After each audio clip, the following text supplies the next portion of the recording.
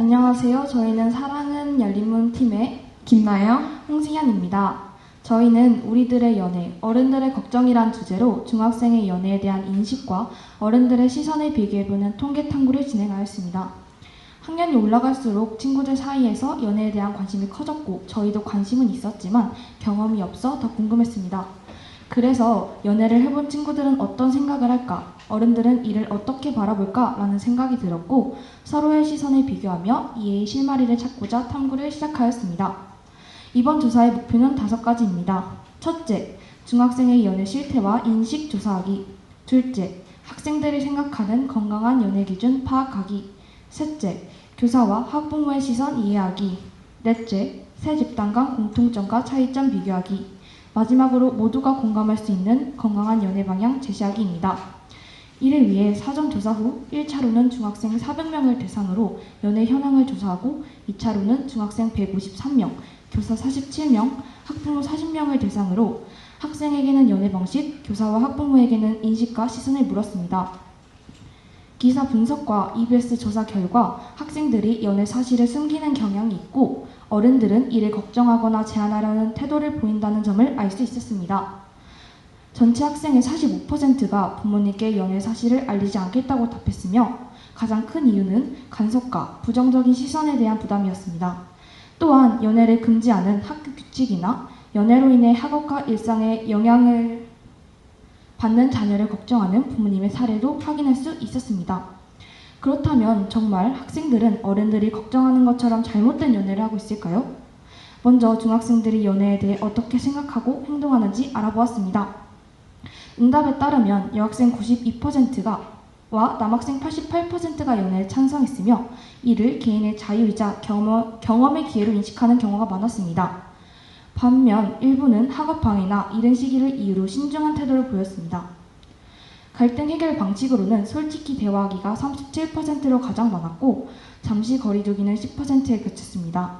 이를 통해 학생들이 회피보다는 소통을 통한 해결을 선호한다는 점을 알 수 있었습니다. 또한 연애에서 가장 중요한 요소로는 존중과 배려가 꼽혔습니다. 스킨십에 대해서도 조사해보았습니다. 허용 범위와 경험에서 모두 손잡기, 포옹, 팔짱이 많았으며 이를 통해 스킨십에 대해 조심스럽고 명확한 경계를 두려는 태도를 알 수 있습니다. 첫 연애 시기는 11에서 13세, 적절하다고 생각하는 시기는 14에서 16세로 실제와 인식 사이에 1, 2년 정도 차이가 있었습니다. 다음으로 교사와 학부모가 중학생 연애를 어떻게 바라보는지 살펴보았습니다. 교사의 경우 여교사 63%, 남교사 56%가 찬성했지만 반대 의견도 적지 않았습니다. 연애의 단점으로는 여교사는 수업 집중력 저하와 친구 갈등, 남교사는 이별 후 정서적 상처와 집중력 저하를 가장 우려했습니다.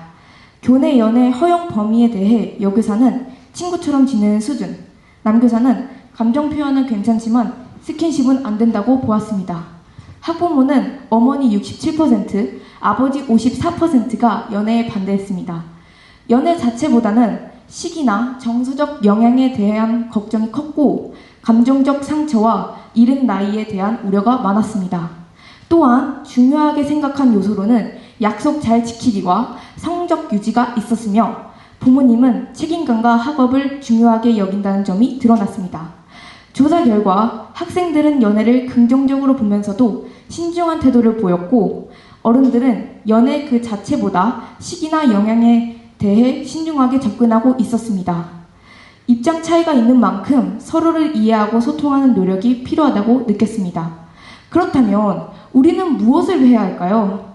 연애는 책임과 배려를 배우는 과정입니다. 학생은 관계 교육을 통해 준비되고 어른들은 청소년의 감정을 이해하며 열린 자세로 소통을 해야 합니다. 그리고 사회는 건강한 연애 문화를 함께 만들어가야 합니다. 이번 조사를 통해 교사들이 예상보다 긍정적인 시선을 가지고 있었고 학부모의 반대도 결국 우리를 보호하려는 마음에서 비롯된 것을 알게 되었습니다. 학생이 어른들의 걱정을 존중하고 책임감 있게 행동한다면 연애도 성장의 한 과정이자 소중한 경험이 될 수 있다고 생각합니다. 이상으로 발표를 마치겠습니다. 감사합니다.